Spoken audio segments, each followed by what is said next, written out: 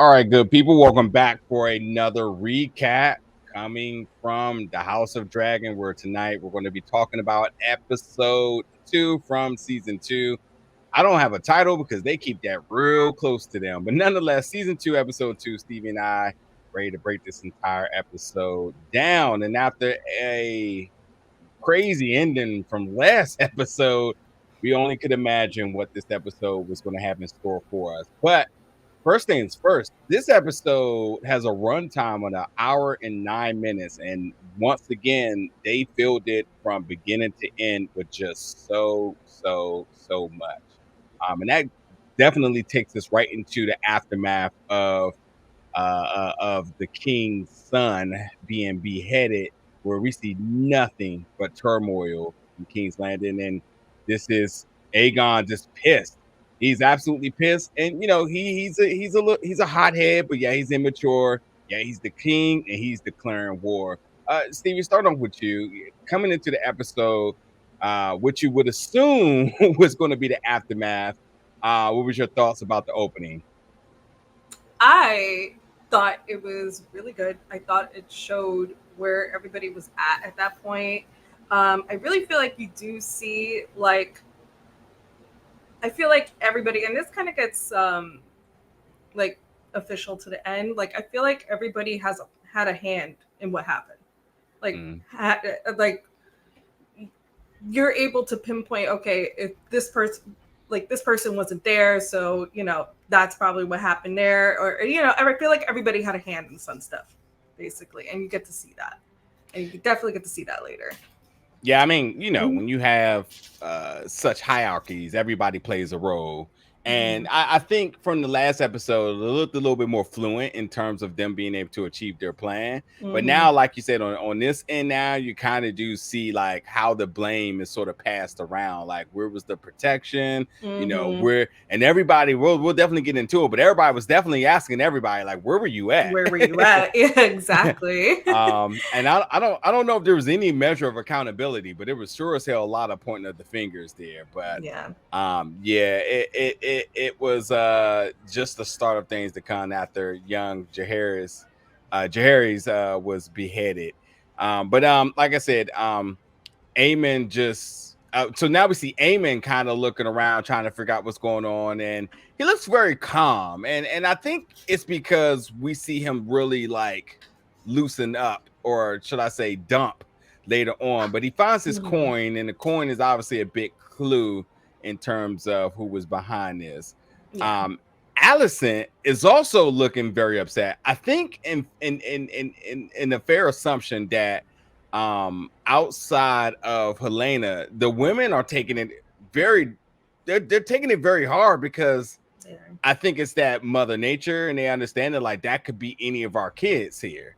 And I think like regardless though, like even though that's like her grandson essentially, I still think that she has shown now in 2 episodes that she has a lot of feelings, and she's not at all afraid to show that. And granted, Queen, whatever her role or whatever she feel her significance is, I think she doesn't let that statue ever prevent her from like still being a human. So it's interesting because everybody likes Rhaenyra so much, but I think Alicent might be one of the most relatable characters when you think about it. Like she's had a pretty difficult now one season and 2 episodes in terms of the choices made to her, her losing her best friend, her dad in her ear trying to preach her one thing, she trying to, come up with like her own path. And then obviously she got my man,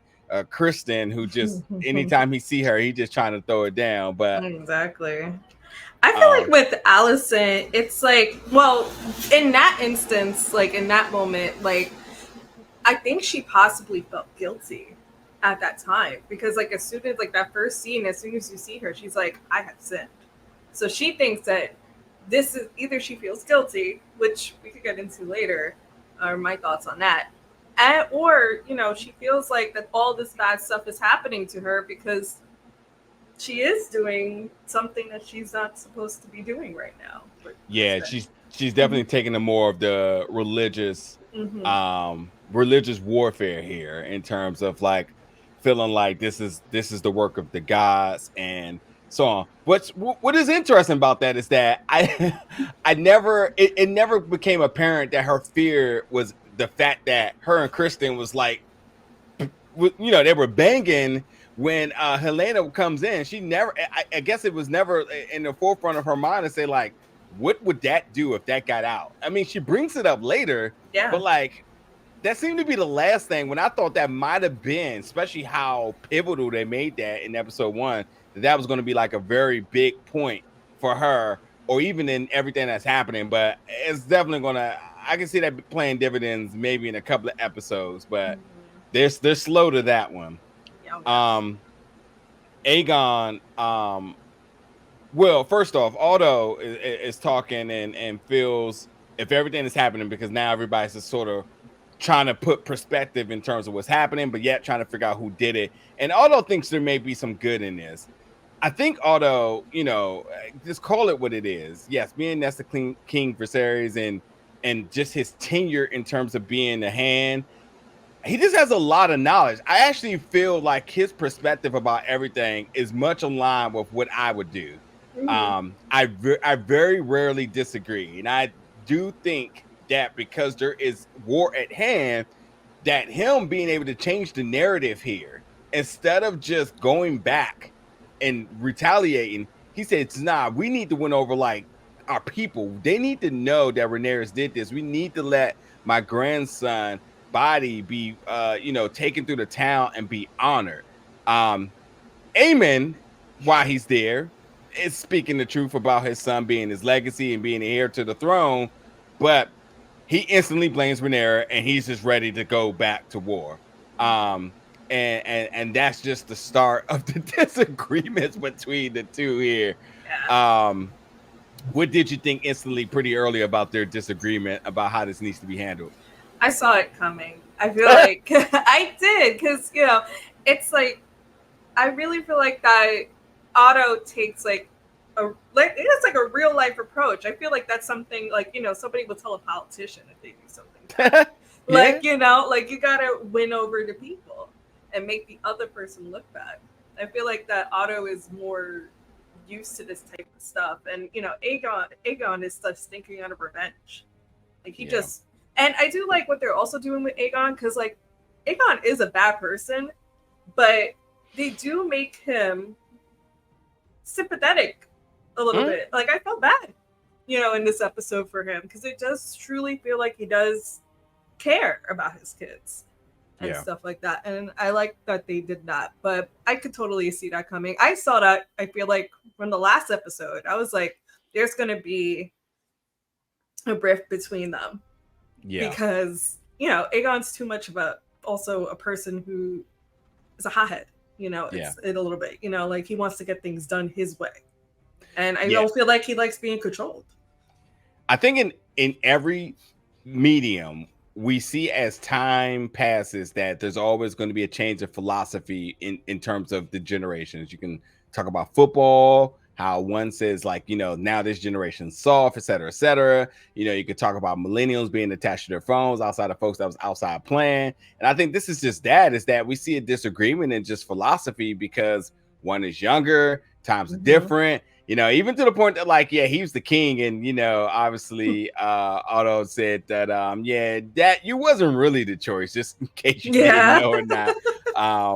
But I love old man wisdom. I love when an old man gets in there and he can say like, I can go to toe to toe with you young guys. And, he's been very formal to him at times, but like, obviously they both were hitting each other in the nerves. Yeah. And they started to unleash on that, but we'll get more to that in a second.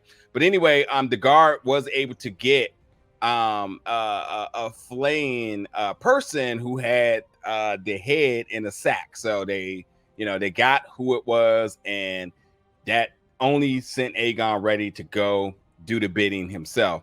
But before that, though, he's also around trying to figure out like who else was in on this, and he looks around the room, say it could be anybody. Yeah. I don't think that he had any suspicion. I think he was just reacting. So, oh yeah, same.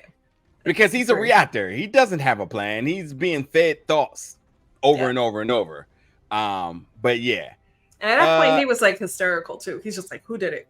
Which one of y'all did it?" He was, being paranoid because, like, if they could come after the son, I think they mentioned this in the episode too. I just watched it. I don't remember, but like, I think he said they could come after me too. If they can come after the son, they could come after me. Yeah, I mean, it's what it is. It's realistic. It's like, if somebody was able to get into the chambers to do what they did, like, anybody can get got, Yeah. But we'll get to a little bit more specifics. But Otto did very much make it very clear that, hey, Otto, everybody already sees you as weak, and you're to Aegon, everyone already sees you as weak. And so, like I said a second ago, like he said, like, listen, like, we should have him being honored, while Aegon's like, I don't want my son's body being dragged like a dog. But as he said, Jaehaerys is his grandson, and he's not going to let him die in vain.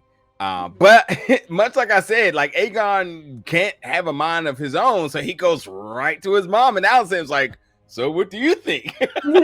But we do now see in the next scene, Alicent telling Helaena that there's going to be a funeral for Jaehaerys, and I like Helaena because I think this character, she made a decision last week, and it's because she wants to be really detached from everything. She is like not down with the politics. She's not down for the the perception of what she needs to be, her role that's kind of given to her. She's not in for any of that. And I'll just jump ahead, and it's clear that she has like the utmost anxiety because she doesn't even want to be in front of people. She's like, I just want to kind of be in the cut and just kind of let this thing kind of play out and whatnot. What's interesting about this is that personality works very perfectly with Aegon. We've never seen the two of them in this episode console each other or anything. Nope. And everybody got their way that they love and their love languages and whatnot. So I'm not here to say what's right or what's wrong, but that's their thing, and it works for them. And I think more importantly, it works for her. He's loud, outspoken, needs to be in the front. He needs all the names attached to him. She's just like, I just want to kind of be over here. I don't need all of this. And we see somebody who's completely groomed to everything. And Alicent was like, well, you got to do this. And that's what they expect you to do. And da-da-da-da-da. But yeah, it's without a doubt, you can see that Helaena has anxiety. Oh, yeah, absolutely. Yeah. So what is now? So we do see Aegon go beat the prisoner. Who we did confirm was blood and cheese from the comments yesterday, which are characters from the book. Yes. Yep. Rhaenyra now is back and preparing everybody at Dragonstone for war, even to the point that she wants to ensure that Driftmark is also prepared as well too. But they're trying to make sense of everything. They want to know how we got to this point. This is what I did know what was going to happen. There's one little element I was surprised. I'll talk about in a second, but like, I knew once they all came to the table and tried to figure out who was responsible, how did it happen, and what the cause and effects was. Listen, my man,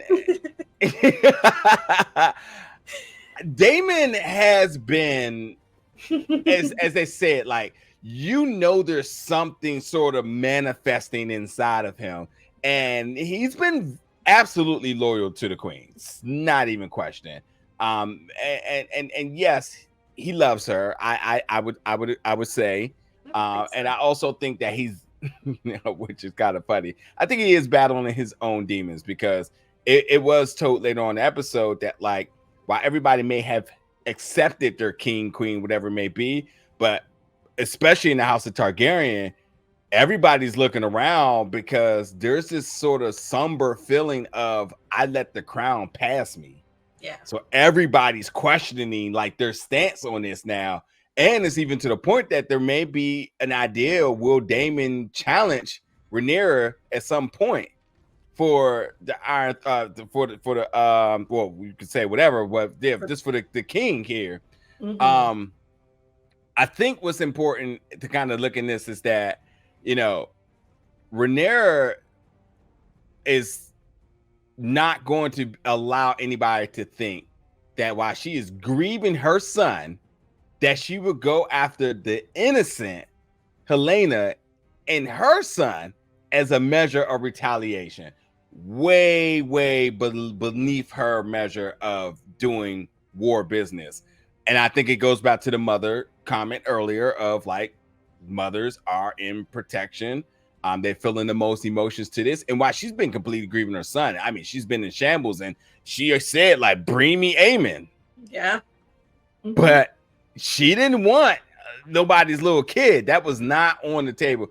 What did you think about her?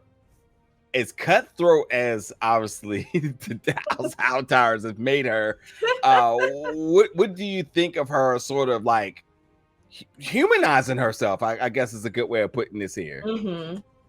I like that. She's doing damage control right now.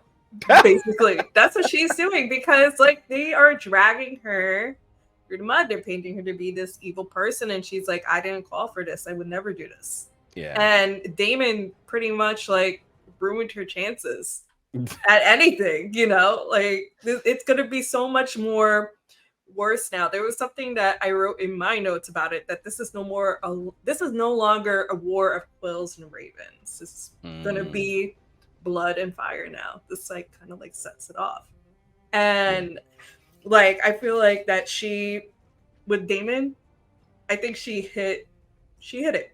She knows, like, you messed this up for me. This is like, you, like, she knew that she never trusted him, and that he was always trying to like go beneath her and kind of like do his own thing behind her back. And which is what I said like from season 1. Like I knew that that's what he wanted to do, because Daemon is so egotistical, and you can see that.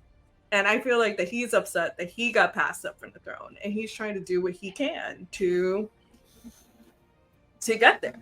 And also, it's like another thing. It's like now, and they mentioned this in the episode too, Viserys' wishes mean nothing no more. They don't. I feel like it's a free-for-all now. Everybody wants it. It's going to be anybody who wants it could get it. And I can totally see Daemon, you know, trying to get it from himself. Yeah. It's theory. I can see it though.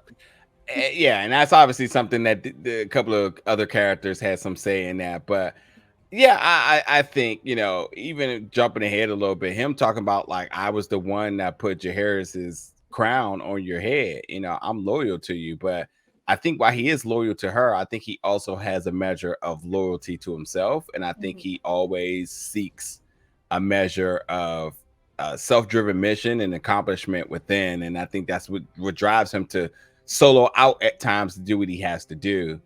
But I'll be fair, man. Listen, everybody else is getting passes about like how they're feeling emotionally. I think he is battling the idea of acceptance, because Rhaenyra questioning his loyalty, and he's done nothing but that. It's true. And he did try to take a step forward and trying to do something for her. And yes, it didn't go right. But like, this is where we get to the scene now of them talking. And she says, I need to know everything that was said here, because I'm confused. And he's right. He did give very proper instructions. He just didn't have people that listen way, you know. Honestly, it wasn't a good plan. It was not, because like, okay, you got a rat catcher and then like this other guy sent in to go kill Aemon, the guy who's like on par like battle wise with Daemon, and you said those two, like to go kill him. Like, come on. Like, I mean, listen, it had to be the bottom of the barrel, the trash can juice qualification for somebody to do. I honestly, and so you say it's not a good plan. It's a risky plan, but it's no better than the plan that Kristen Cole made in this episode. I mean, true. I think what it is right. I think what it is that we value life, and these folks are like, get the mission done. and you will die as a legend, you know. But yeah, I think he did. I think he was very straight up about the instructions he gave. It's just the people didn't execute in the way they should have. So yeah, but you know, unfair but fair. But I'm glad they confirmed that too, because it was left kind of like open ended last episode. Because then when I rewatched it again, I was just like, oh, is this what he wanted? Like they never said it, so it could be possible. But I'm glad they clarified it.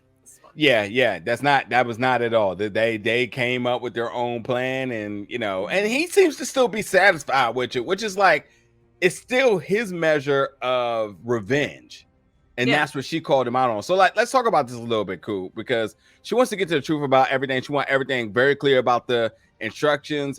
And, you know, while he may have aimed to spill Hightower blood, you know, she makes it very clear that she can't trust him. She never had. And like all these things that are kind of being said, like at this point now, it is a measure of them just trying to hurt him, because I think as they are a couple, but they're truly arguing like a couple.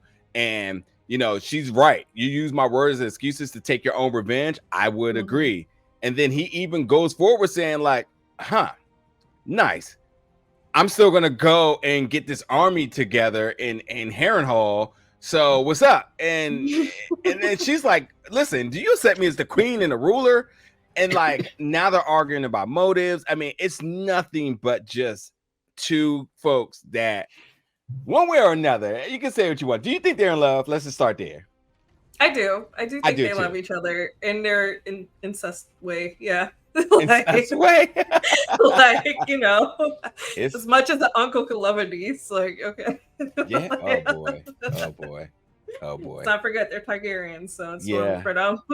Yeah. But yeah, I do think they love each other. I do. But it's like it's interesting. I think their relationship is interesting. Now, here's where this is get interesting. Now, once we see him leaving the chambers, we see Baela come in. She passes her dad. We know that they don't have a good relationship, so that's why that was kind of like whatever. But what I am very, very, very, I don't know, and I don't know what to think it is, but Rhaenyra asks Baela to go get on Moondancer and go keep an eye out on King's Landing. So you're sending another kid on a dragon to go do one, you know, her sons were a scouting mission, but this is a recon mission. I don't know how you understand that you sent two, one came back and you've been grieving about that, and you decide to go send another, and maybe because it's not her blood kid. Yeah. But is this more than what we think this is? Is this a measure of her saying like, I like you, but you're Daemon's kid? Not mine. Not mine. So something happens. I want him to feel what I feel. You know what I mean? Like, I want him to grieve hard. Like, I don't know if there's something of that sort, but I thought that was a very clever and interesting act there. And you know, you can say what you want about Luke not being skilled, having a baby dragon. I get it.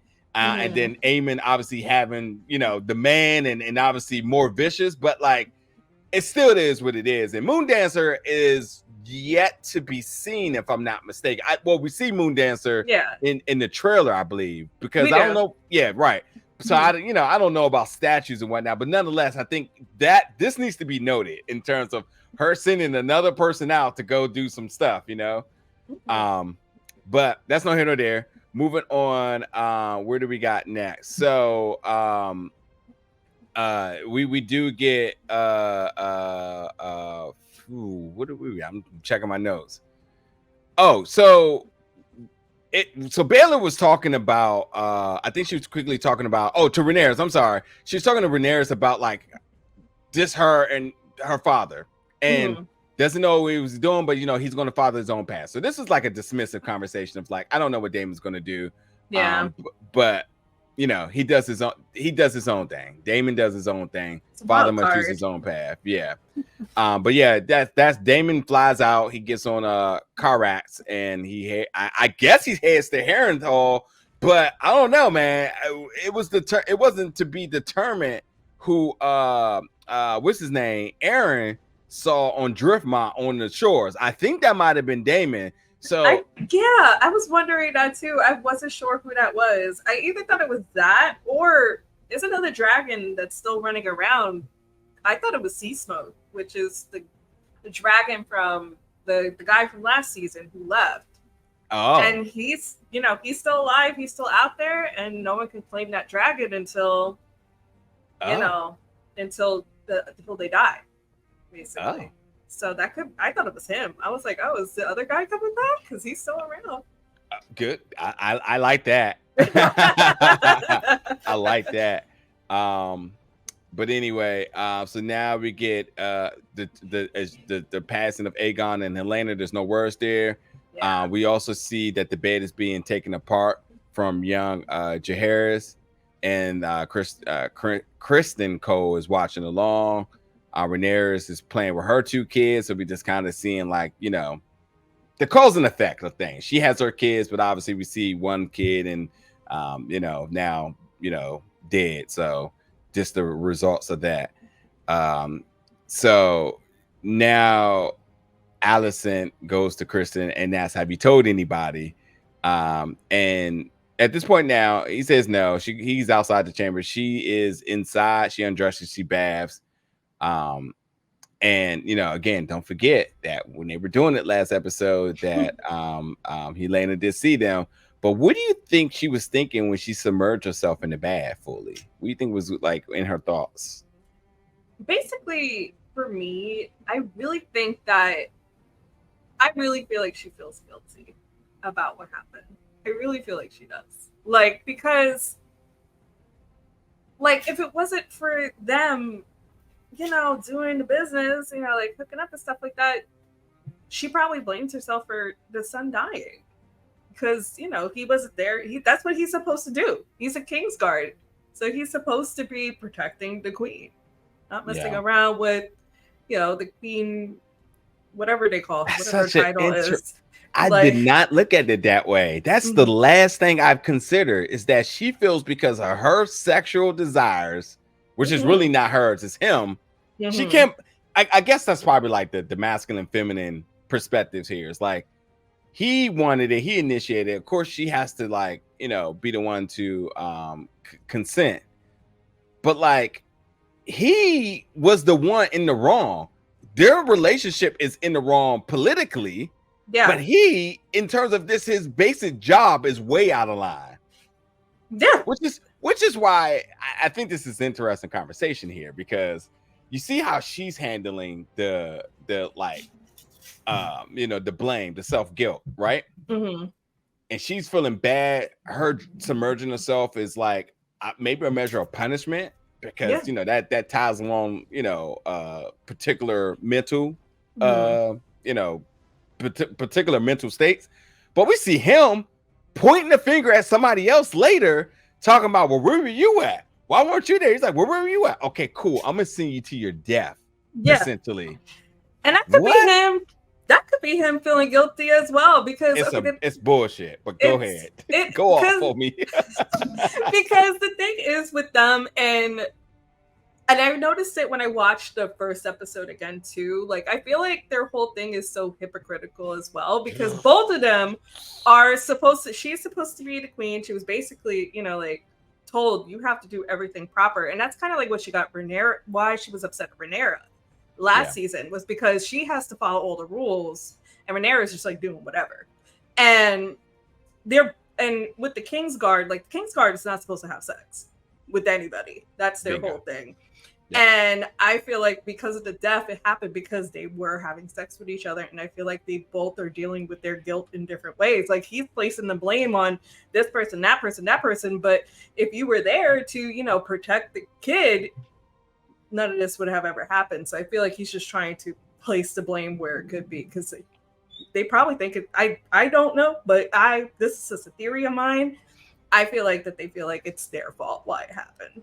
Yeah. And stuff like that. Because, they're not supposed to be doing any of this stuff. Like, And if also since he's like a Kingsguard, like if they find out what he's doing, he could die. Yeah, Like they will 1,000%. kill him. Like But he got promoted. that's true. Does that still stand? That's going that episode 3 we're gonna be talking about that. I know that. But anyway, Sir Eric at this rate, and I'm sorry, and this is Sir Eric with an A.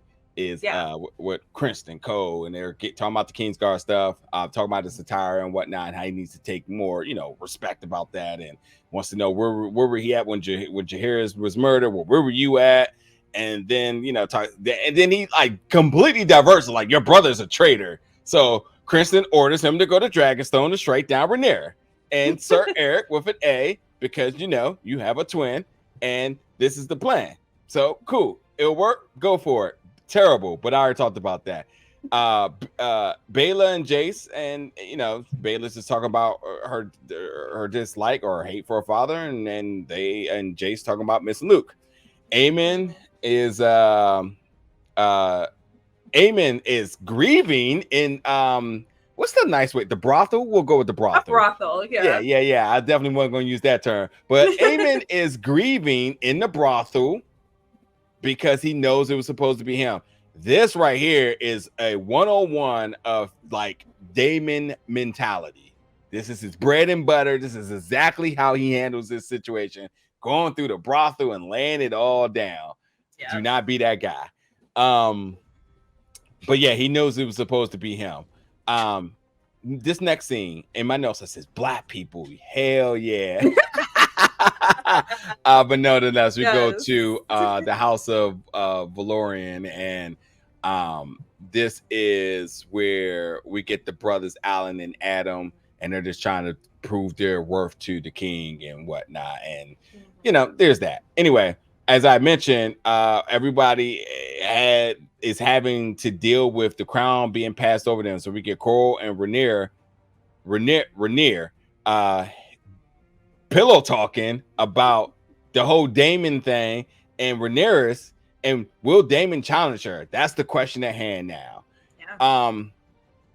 Mysaria, how do you say her name? Is it Mysaria? Is that it? Mysaria? Maybe. Okay. I don't know. Their names are all Mysaria. Mysaria. We're going to go with Mysaria, and then Rhaenyra. They're talking, and they're just talking about the whole Daemon thing. And she's honestly, whatever you want to say about her, she is the most upfront and honest person about everything. And I think that's just tells you just how important freedom is to her. So, or maybe even just having shelter in fact, because she made it very clear. The House of Hightower is nothing. There's no going there. So the only thing she could do is to be loyal to the Targaryens and having and having like shelter and a place to be at Dragonstone. So she doesn't want to be sent away, but she says like, listen, I gave Daemon 2 names. That's that. They have this moment now of understanding who the 2 of them are, because Rhaenyra's looking at her like, and that's because he realized like, yeah. And then that's when they started going into some. This is like the couple and and then the infidelity chick, and they're like teaming up against the guy. So it's like, oh, so yeah, he promised you this, da da da da da. But like, in true, and I also think it's a smart decision. Rhaenyra is like, I don't think it would serve me no benefit if I was to let you free. So, but she comes back and rethinks that, which we know she lets her go, and we'll talk about that in a second. But understand that her initial decision could have proved to have been fatal for her. That's how every single body and every single thing plays a part into it. Because if she had kept her captive, the plan would have executed of the twins of Eric with an A. But yeah, she let her pride go, which is telling you the humanity in her is really interesting when it decides to peek out. But anyway, with Mysaria, she talks about like how she's brought the Westeros with nothing, and the House House will never accept her. But now, as I mentioned, we see Adam. He on the beach. He sees the dragon. We talked about that. Going back to King's Landing, a bunch of people are hung. They're rat catchers, because we all knew that motherfucker and Aegon was going to retaliate in the most ruthless but most insensible way. And Otto was not happy. And in this, we get Otto showing his displeasure, but at the same token, we see that Aegon is pleased with Kristen Cole because he's acted, and he says, I sent Sir Eric to go kill her. And, this is a conversation between dignity and revenge. And again, I think this is, the adaptation of the change of culture in King's Landing. We've seen how it would have been ruled under King Viserys. Now we're seeing now with Aegon, how he's just like, kill everybody and also seek revenge. We don't care what the retaliation is about it. But exactly. The tidbit about Otto saying, you think he made you king? Is that what you think? And now we see Aegon asking Otto to remove his badge. And he did look disappointed. Did you think he looked disappointed? I think he did. I think he looked disappointed. And also, like, he's like, you're an idiot. Exactly. Exactly. Basically. Exactly. But yeah, nonetheless, he had to take off his badge. He threw it to Kristen Cole because he made Kristen. Surprised about that too. I didn't think he was gonna give it to him. What's my man name from last episode? Because I was like, yeah, I thought it was gonna be him. This decision, this very haste decision, is going to be problematic. I don't think Kristen Cole wanted it, but now he's here. But it does protect him in terms of maybe that relationship he has. Maybe, I don't know. But it also could bring even more issues in terms of it. But that very impulsive decision, because of the decision that Kristen Cole made out of his whole measure of guilt, I guess. Man, these cause and effects vectors, like, if you put out a matrix web, you're like, he did this, that made this happen, that made that happen. It just continues to go on. Yeah. But I honestly think the end result here of him making him his right hand is definitely not going to be proven to be a good decision. And no, whatever. I can see that stirring up too, but like also Aemon. Like, what if he's upset that he's not handed the king? Like, he's also playing a big part of this, and he's also like a little bit of a hothead. That's true. I can see that he could get upset. Laris could be upset. Yeah. Like, and he's sneaky, so he got like spies everywhere now. I feel like that's true, especially when you're in the brothel. You got eyes everywhere. That's proven to be one key element to this. Anyway, Rhaenyra, she says, I don't know if I trust you, talking to Viserys, and she said, but I will keep the word of my house. You may go. I give you passage of freedom, and you may go with Eric with the E. But Eric with the E lets her out. But she ultimately is being taken down to the coast by somebody else, where if she was just with Eric with an E, who the hell is she walking by that looks like Eric? And it happens to be Eric with an A who enters there. But when she sees that, she immediately says, hold up, and runs back because she now has to alert folks. So Eric with an A enter, and they're just basically playing, I don't know. I used to play this game when I was younger called Spy versus Spy. And you have to try to avoid each other. That's exactly what it was, kind of very strategical avoidance of one another. Yeah. But nonetheless, when Eric with an A, see Eric with an E passes him, he removes his helmet, so he's getting right into place for everything. But that confused me. That whole thing confused me because I looked on my phone for like 1 second, and I was like, I don't know who's who right now. I don't know. The good one or the bad one? I have no idea what's happening. And they're real life actual tens, Elliot and Luke Tennisher. So like, good for them, man. I'm sure they're having a hell of a time. Or they had a hell of a time playing their respective characters. But nonetheless, Rhaenyra is being very difficult getting her hair braided, and this is nothing but paranoia. She can't sit still. And that's interesting that she sensed something was coming. That's what I think, honestly. Did you think there was something about her not being assisted with her hair being braided? I think so. I feel like that I also feel like they're all on edge now too, because like, that they just killed, like, they think it's her. So I feel like everyone's just like totally on edge and things like that. So I do think she probably sensed something was happening. Yeah. Stuff. So yeah, that was interesting to see. So she gets to her chambers and she calls out Sir Eric because she's like, what are you doing here? And then that's actually Sir Eric with an A. He says, I have no choice. And now we see brother versus brother. Now understand that the brother gets there because Mysaria had to let him know. So that was her measure of saving her life, if you really correlate like the cause and effect here. But he says, at this point now, Rhaenyra was looking like, what the fuck? She was looking like, what is happening right now? I gotta say, man, like the acting by Olivia Cook, it's all in their facial expressions, her very powerful at times monologue, but this dialogue, like, and now we just see her just looking shocked, and this is like giving you all the feels. But nonetheless, she does, the girl that was braiding her hair, Linda, she says, go get I forgot his name. what was this guy? What was his name? I forgot it that quick. Lionel? Is it Sir Lionel? Oh, so Laurent. There we go. Laurent. I know. Yeah. So Sir Laurent comes in and tries to get him out the back door, but the back door is blocked. But he doesn't know who is who, so he can't intervene. So we have to see the two brothers fight to the death. Just FYI, I was keeping up. Sir, the good Eric, Sir Eric with an E, was the one who had the slash on his knee. Okay. So if I understand correctly, and y'all can tell me if I'm wrong here, Sir Eric with an E lost this fight. And then Sir Eric with an A killed himself. Oh, really? I thought it was the other way around. That's because you have to think about it. Why would Sir Eric with an E kill himself? So my theory was that he killed himself because they're twins. So you don't know, like, and they look the same. They don't know which one's who. Like, there's some DNA at this time. So I'm thinking, okay, I killed the right one.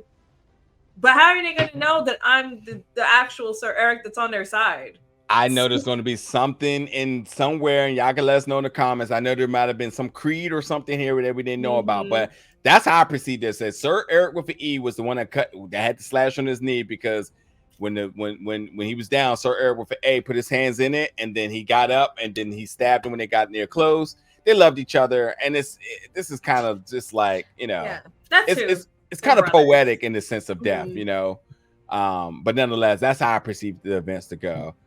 They did love each other all the way to the end. Now, after that, we see Alicent letting her know what's happening, and talks about Sir Criston and Aegon and how they must be kept in check. Totally agree. He says he's going to go to Old Town and he's going to meet up with because there's 4 kids, in case y'all didn't know, what Alicent and Viserys. And that's Daeron, and Daeron is in Old Town, but she says, nah, I'd rather you go to High Garden. So we're going to see what he goes and what's going to happen with that. But Alicent sees Aegon breaking down, and then she decides to go to Criston and smacks him a lot of times, and then they make out. And that's the episode. That's it. That's it. 1 hour and 9 minutes. That's it. Is there anything I missed? I feel like I covered my script of things, but is there... I'm trying to look at my list. There's one thing that I did notice. It's just like, you can just tell how different of a mother Alicent and Rhaenyra are, because like in the first episode where her son is upset because of a death in the family, like they console each other. Alicent sees like a very vulnerable Aegon and just like, okay, it just leaves to go to Criston Cole. So you can see how different their mothering skills are, just so different from each other. It's like a mirror of each other. I'm trying to think. What else did we miss anything else? I'm looking at my list. I don't think so. I think we kind of hit everything. I know that he was like upset that Otto was mad because he took all the innocent rat catchers and like just killed all of them. But, because you have to understand that like for every bit of the perception that you did in terms of King's Landing, like that positive and shifting everything and blame to Rhaenyra's, you just went and killed everybody. That doesn't look good on you. So now we don't have our people on our side. Yeah. So it is a measure of politics, but I have to agree that like Otto has the tenure. He knows, and he made the right call in terms of how it should have been done. I don't know if it might just be biased, but I agree until he finds until he gets to a point where I shouldn't agree. But he's been good. But yeah, man, I think that like and I say Olivia Cook in her performance. I meant Emma Darcy. Yeah, sorry. I did that too. But like for what it's worth, Matt, Olivia, Emma, all of them all really give you so much. I mean, you look at Damon in the eyes, you see it's like ice cold at times, but then you see like a glimmer of hope and like emotion. So he's like, maybe he's not really a bad person, but everybody in this episode leads you to think that he's self-motivated, self-driven, and he is just here to accomplish whatever bit of revenge or whatever on his own terms, serve himself. And this whole thing of him serving Rhaenyra is nothing but a ploy because he really wants to be king. Will that be tested? And then, like I said, Emma gives you so much with her performances. And I know Olivia Cook is getting all these spicy moments with, and that's fine. But like seeing her really humanize the whole scenario at times is absolutely needed at all times. And it's very, because you never know who head might get cut off next. So. Exactly. And even the guy who plays Aegon's really good. I forgot to comment on the last episode, but he's just so animated. Like that opening scene last episode where he's talking to Helena. It was so good. His facial acting is really good. And also trying to make an evil character sympathetic. So that's really cool. Yeah. Tom Gwyn Carney is who plays Aegon this episode. He's really good. Yeah. I'm kind of interested to see what Otto does now since he's on Hand of the King. I'm really curious about that. That's true. Recklessness. It's gonna get wild. It's gonna get wild. It's like when kids go to college after they've been supervised by their parents the whole time. They get out there and they just start wilding out. My man now under a strong parental guidance is gonna have him it's gonna be wild. And I can't wait to see how the folks of King's Landing also turn back on him. That dynamic is going to be questioned. So or also Aemon too, because now when you think about it, Aemon's is next for the throne. Because now the son's gone, so now Aemon's next in line. So we'll see what he does. No point. Serves benefit. Hey, we'll see. But that'll do it for episode 2 of season 2. We're back next week for episode 3. Get in the comments, let us know your thoughts, everything we got right, everything that we might have messed up on. I don't know. Just get in the comments and just let us know your thoughts about this episode. Be a part of the conversation with us. We're back next week for episode 3, as I said. And until then, thank y'all for watching. We'll see you then. I